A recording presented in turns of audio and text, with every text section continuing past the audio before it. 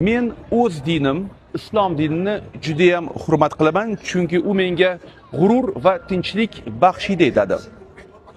Muhammad Ali, afsonaviy bokschi. Assalomu alaykum, hurmatli do'stlar. Misr Otabek TV kanaliga va Kaliforniyaning Gollivudda joylashgan Yulduzlar alleyasiga xush kelibsizlar. Barchamizga kirib kelgan Ramazon hayit muborak bo'lsin.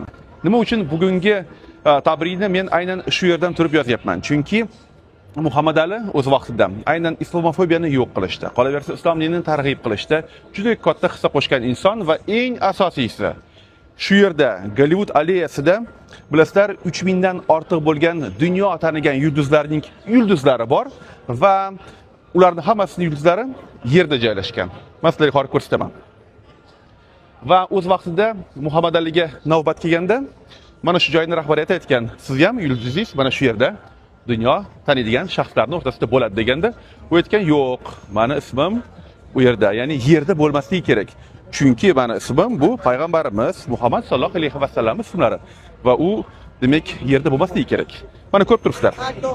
Bu yerda Russell Crowe, bu yerda voy bu aktyor juda hurmat qilaman. Anthony Hopkins va hammasi yerda. Shunda Muhammad Ali aytadiki, yo'q, meni yulduzim demak yerda emas, balkim devorda bo'lishi kerak. Va shunda rahbariyat aytadiki, beparasat. Va rahbariyat aytadiki, buni iloji yo'q. Ko'rib turganingizdek, hamma yulduzlar yerda. Shunda Muhammad Ali aytadiki, unda menga ham bu yulduzni keragi yo'q. Shunda Muhammad Alining fanatlari bu yerga chiqishadi, aytadi, nimaga uni talabini qilmayapsizlar? Uni aytgan gaplari to'g'ri-ku degandan keyin ko'p o'ylanishadi, ko'p fikrlashadi va shundan keyin natijada aynan bitta yagona yulduz shu yerda Gollivudda demak aynan Muhammad Alini yulduzi faqatgina devorda ilinib turgan. Mana ko'rib turibsizlar, bu yerga har kuni ekskursiyalar keladi va aynan bu yulduz nimaga shu yerdaligini, masalan, o'sha boshqa din vakillari qolaversa, bu demak voqeadan xabardor bo'lmagan odamlar so'rashadi va ularga mana shu demak yulduz bo'yicha maxsus ma'lumotlarni berishadi.